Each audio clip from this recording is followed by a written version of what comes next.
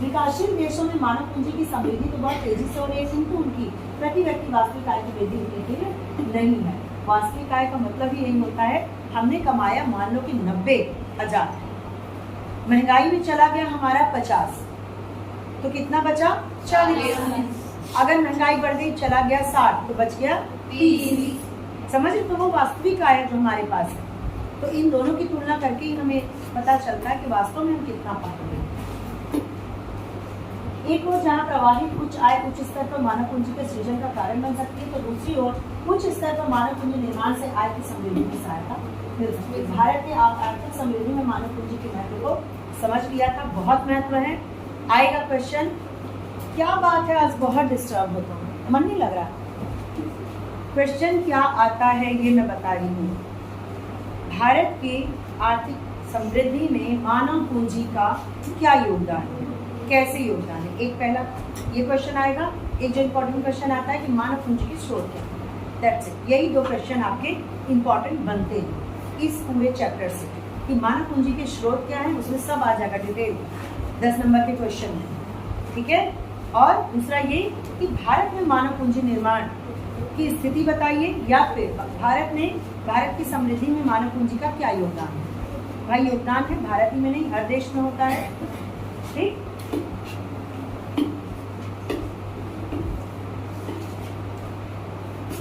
वास्तविक प्रति व्यक्ति आय होता है, ये दिया हुआ है।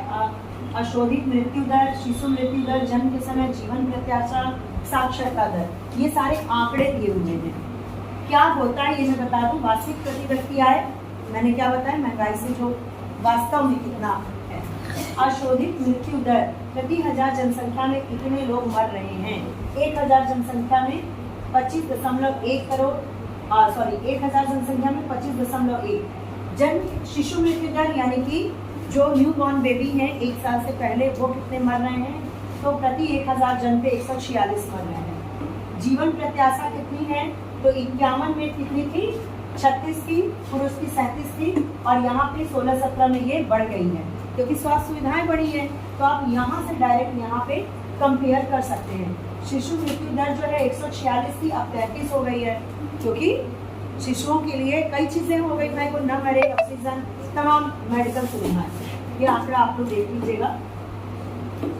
मानव पूंजी तथा आर्थिक समृद्धि के बीच कारण प्रभाव संबंध स्पष्ट निरूपण कठिन होता है, किंतु सारणी में देख सकते हैं कि दोनों क्षेत्र में साथ साथ समृद्धि हुई है। दोनों क्षेत्रों में साथ साथ समृद्धि हुई है। यहाँ पे अगर हम 7,651 पा रहे थे, तो यहाँ पे 77, यानी ये चीजें भी सुधरी है, तो ये भी सुधरा है। दैट्स मीन कि अगर मानव पूंजी में स्वास्थ्य सुविधाएं, ये सब शिक्षा, ये सब बढ़ रहा है यहाँ पर देखो, तो फिर ये भी हमारा बढ़ रहा है।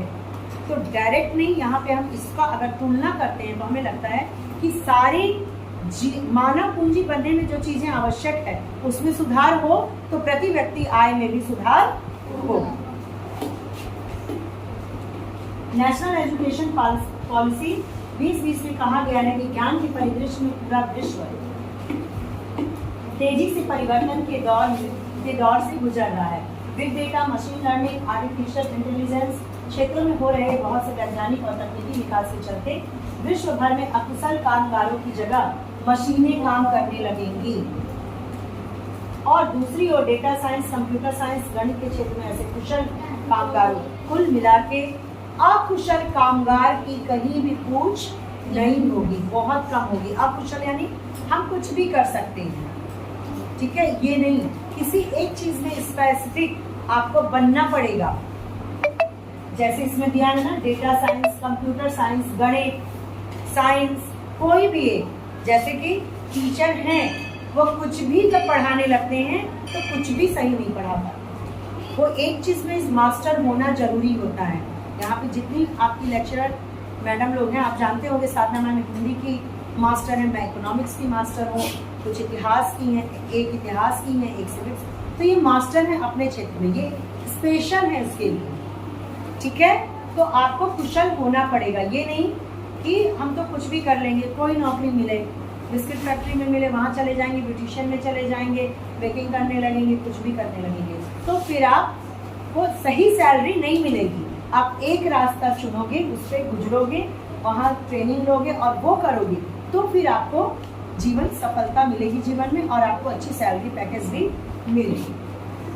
कुशल कामगारों की जरूरत मांग बढ़ेगी जो विज्ञान, समाज विज्ञान, मानविकी के विभिन्न विषयों की योग्यता रखते हैं। जलवायु परिवर्तन, बढ़ते प्रदूषण, घटते प्राकृतिक संसाधन की वजह से ऊर्जा, भोजन, पानी आवश्यकताओं के पूरा नए रास्ते खोजने होंगे। इस कारण भी जीव विज्ञान ये सब में कुशल कामगारों की जरूरत होगी। आप रिसर्च नए नए टॉपिक पे करेंगे। गर्मी क्यों पड़ रही है, क्यों पड़ रही है, सितंबर में आपके मन में सवाल आता है, तो आप ये बड़े होकर जब पढ़ निकलेंगे आप रिसर्च कर सकते हैं इसके पीछे कि क्या कारण है, ग्लोबल वार्मिंग इतनी क्यों बढ़ रही है, इस पे चर्चाएं होती हैं।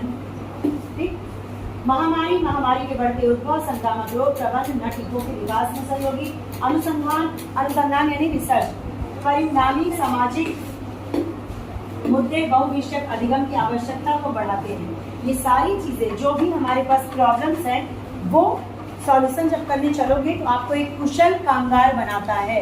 आप एक टॉपिक को लेके कुशल जब बनोगे तो आप मानव पूंजी बन रहे हो।